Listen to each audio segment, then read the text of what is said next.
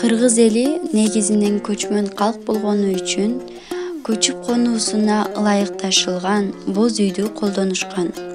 Боз үйдүн кереги ууктары, үзүк туурдуктары чечүүгө, чогултуп кайра таңууга, унаага жүктөөгө өтө жеңил жана ыңгайлуу болгон. Конуштан конушка көчкөндө боз үйдүн жыгач ташы, кийиздери, жылкы, топоз, төөлөргө жүктөлгөн. Аны тигүүдө 5-6 канаттан, чоң боз үйлөрдө 8-12 канаттан турган керегелери тегерек кылынып жазылып, бириктирилет да бөлүкчөлөрдөн турган босогосу ашталып, ага эки жакка ачылма каалга орнотулат. Боз үйдүн орточо диаметри 5 метр, бийиктиги 3,5 метрге чейин жетет. Кереге орнотулгандан кийин бакандын жардамы менен түндүк көтөрүлүп, ага ууктар сайылып, ууктун билеги керегенин ачаларына бекитилип айланат.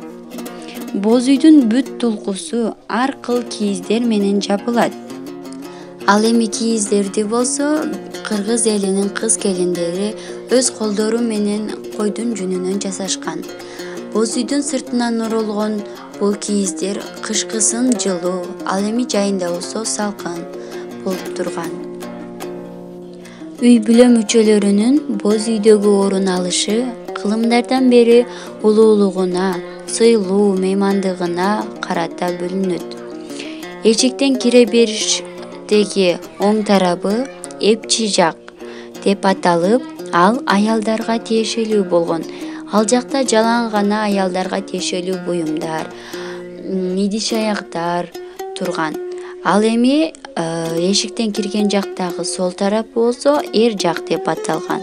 Ал жакта болсо эркектерге тиешелүү бардык буюм тайымдары, малчылыкка керектүү, аңчылыкка керектүү буюмдары жана ат жабдыктары турган. Боз үйдүн төр жагына сандык, жууркан төшөк, жаздык, ар түрдүү кийиздердин түрлөрү, кийим-кече, оролгон таңгак, куржун жана башка нерселер текчеленип жыйылчу. Ушул жыйылган жүктөрүнө жараша үй ээсинин материалдык байлыгынын өлчөмүн байкоого болгон. Ардактуу мейманга жакшы, баалуу шырдак көрпө төшөктөр төшөлүп, боз үйдүн төрүнө орун салынган.